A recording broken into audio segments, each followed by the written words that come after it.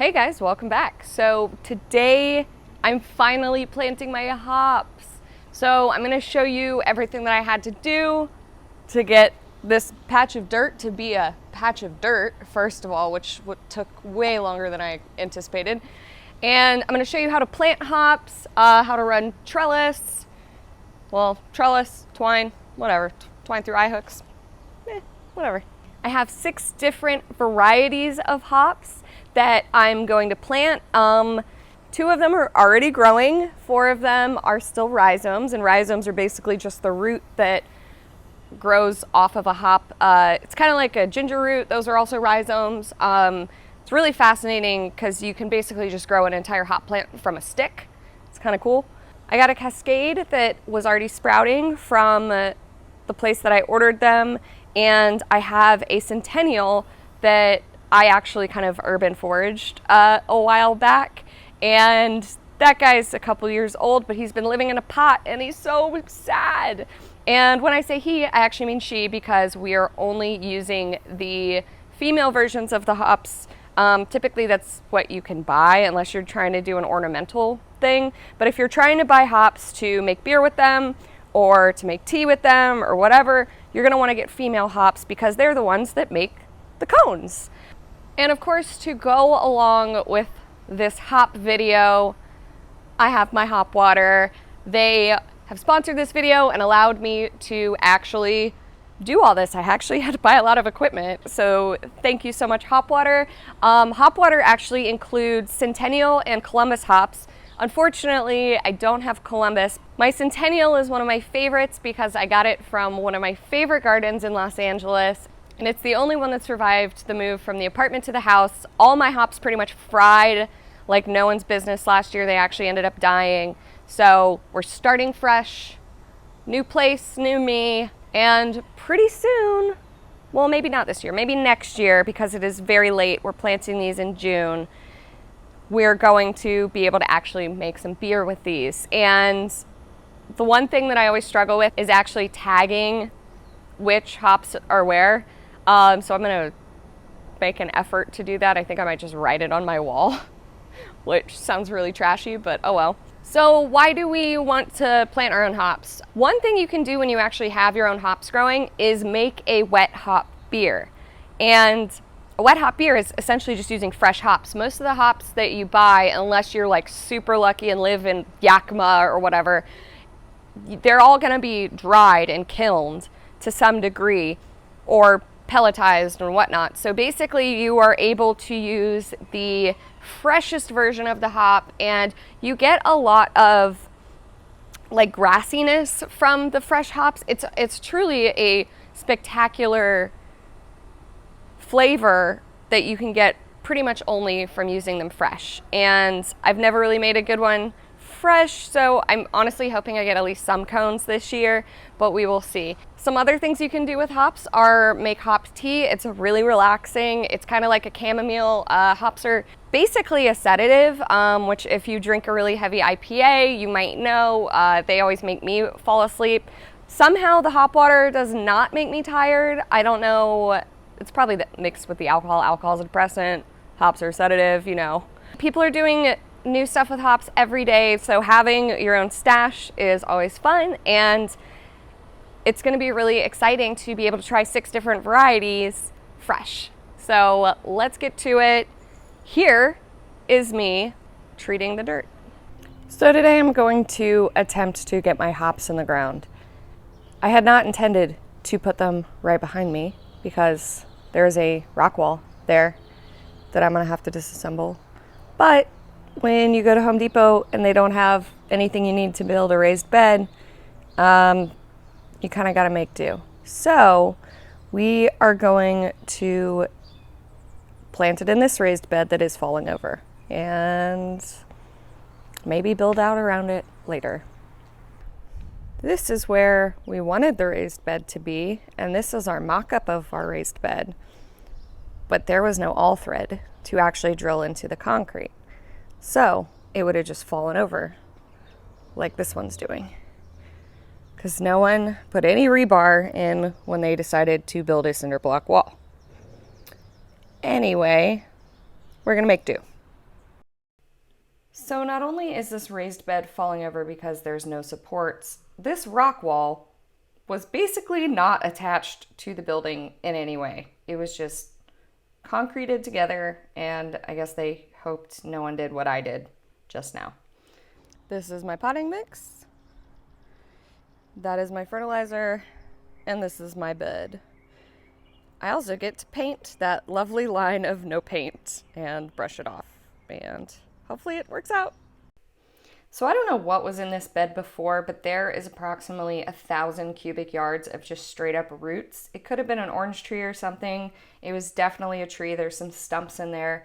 The super fun part about this was that towards the end of the bed, I started finding plastic bags, and I was like super concerned I was going to find a dead body. Fortunately, no one buried their dead back here. This building was apparently yellow before, and it's just disgusting, but Home Depot actually does a really good job at matching paint. So you can hardly tell anymore that this was yellow and it was painted a million years after.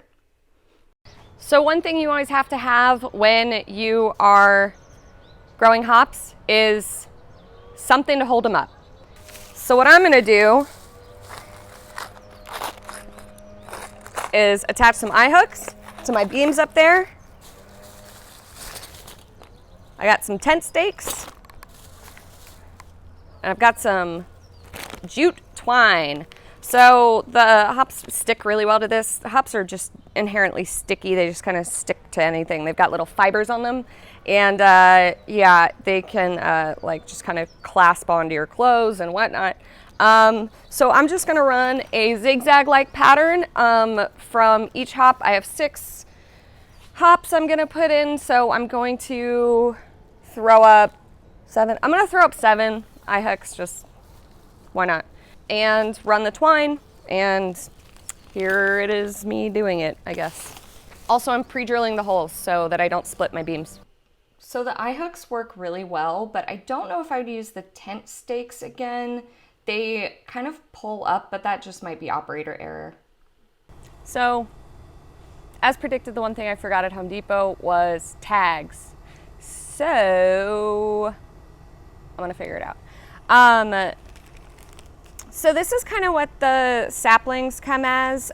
This has been growing on my kitchen counter for way too long now, and I just keep giving it more water. So typically when you get them, they're like this tall. This guy's kind of, it was like attached to my blinds in there. So I'm gonna plant the 2 hops that I actually have leaves on closer to where it's shaded because it is so hot nowadays. It's freaking mid-June in LA. So like it's 93 degrees today, and that's like as cool as it's gonna get. And I was hoping it was actually gonna be cloudy, but it doesn't look like it. These are rhizomes. So they're just like pieces of the root, and you can see they're already trying to root. They just kind of come in bags like this. You're supposed to keep them cold until you're ready to plant them. So like I threw them in my yeast refrigerator. And the thing about planting rhizomes is you want to plant them sprout up and horizontal. And the other thing is you want to plant them ground level. So we're gonna just kind of move away some dirt, throw them on, and then throw some potting mix on top. And I don't know why they like that. That's just what I read on the internet. So let's do it. I probably screwed it up last time, honestly. Okay, so I'm just going to, each bottom of the triangle gets a hop. And we're gonna try to keep track of what's what. So I've got Chinook, Comet, Fugle, and Tahoma, and this guy's Cascade, because I love Cascade. And then my big guy over there is my Centennial. He's getting planted. She is getting planted all the way at the end, because she will fry. I had her out in the sun for like half a day, and she's basically toast. Okay, let's get started. Where is my trowel? All right, so my camera shut off because I think it got too hot. So we have planted Tahoma and Chinook already. What I was saying about the about the Tahoma is I had 2 rhizomes in there because they're standard size. These are all jumbo. They say jumbo on them. You're going to want to basically build a little mound for your hops. They like to be at ground level. I don't know why. That's what I read on the internet. And when they get about 6 inches is when you're supposed to start training them. For your first year, you're not supposed to really trim them until like they get really high, and then you can trim the bottom leaves to prevent any like mildew, etc. There's diseases that can live in the soil that if the leaves on the bottom are touching the soil, it can pass along to the plant, so you don't want that, obviously. One of my tips that I use for everything in my garden, and not to brag, but I'm getting pretty good at gardening, neem oil. Neem oil is a insecticidal soap, and it helps with spider mites, powdery mildew, pretty much anything. As long as I usually spray my garden about once a week, just to preventatively, and the same kind of sprayer that I use for my sanitizer, I use that on my plants, and always spray at night because it is oily. So if the sun hits it, I've actually burned some of my tomatoes spraying. Well, I just used too high of a concentration because it was at the end of my sprayer, but be careful of that. But it's kind of a miracle. It's amazing, and it's all certified organic, so it's literally comes off of a tree, and it's like you can spray your tomatoes, rinse them off, and then eat them, and you're gonna be fine. I do pretty much everything organically in my garden just because I'm honestly just afraid of chemicals. So all right, so on to comets. The bigger rhizomes, I'm digging a little deeper just because they've got a ton of stuff going on.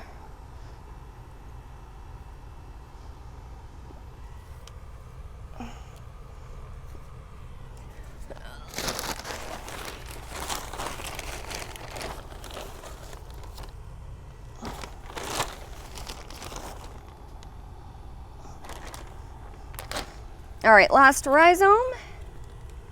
And it is a fugal. I basically just bought whatever hops they had in the jumbo because I like to try new things. And what better way to try new things than out of necessity when you have to harvest your hops?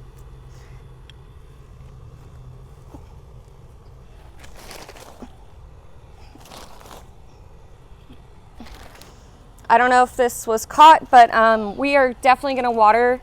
Oh shit, God damn it, I'm doing it again. I cannot keep track of these things. Anyway, I forgot what I was saying. We're gonna water after these are all planted because hops do like to be pretty moist, but don't overwater them. But I never know what that line is, just kind of deal with it as we go. I'm gonna go ahead and start with this one because she really needs to get in the ground. I am going to prune it a bit though because it's a little bit out of control. I've never pruned this plant. This was just like literally an ornamental for me for a long time. It was on my front balcony at the apartment and no one ever paid attention to her, and somehow she turned out great. So she barely even had anything to grow on. She was like doing a crappy little 3-foot railing. See what I mean by sticky? They just kind of all stick together. I don't even think I cut this guy back when after the season last year. This is probably all really old growth, honestly. Oh, you're gonna be so much happier in the ground, my love.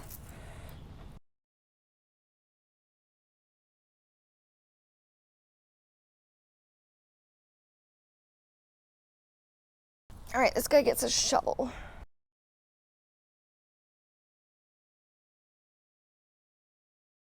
Man, it's still so dry down there.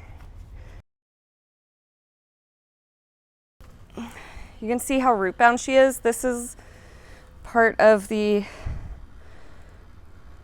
pot that I'm never gonna be able to get out. How'd you even do this? All right, I'm just gonna literally cut this plastic out of her.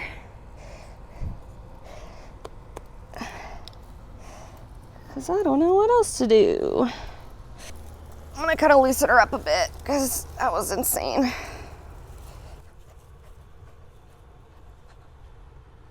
A squirrel buried a peanut in my pop. All right, let's train some of these over here. Once you get these going, they will just kind of automatically start. They go clockwise. I guess I should start wrapping clockwise then.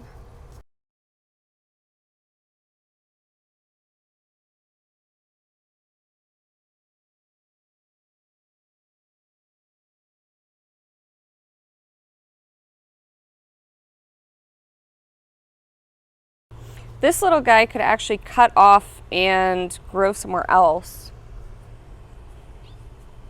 I'm not gonna do that though, because I don't feel like it. All right, and last but not least, our cascade. This guy's gonna be super easy because you can just drop him in the hole.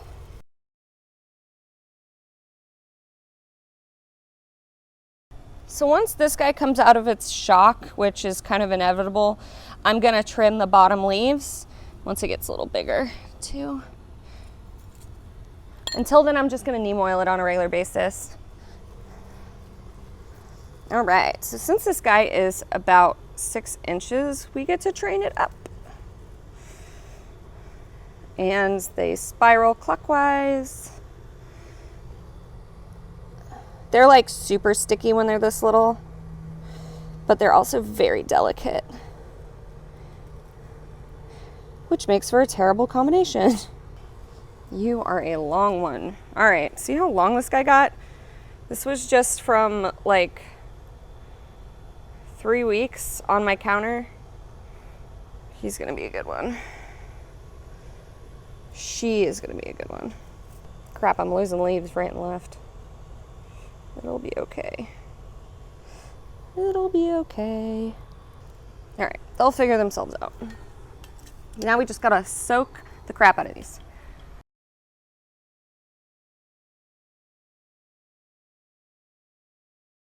All right, I'll keep you guys updated on the progress of these hops on my Instagram, but that's it for planting.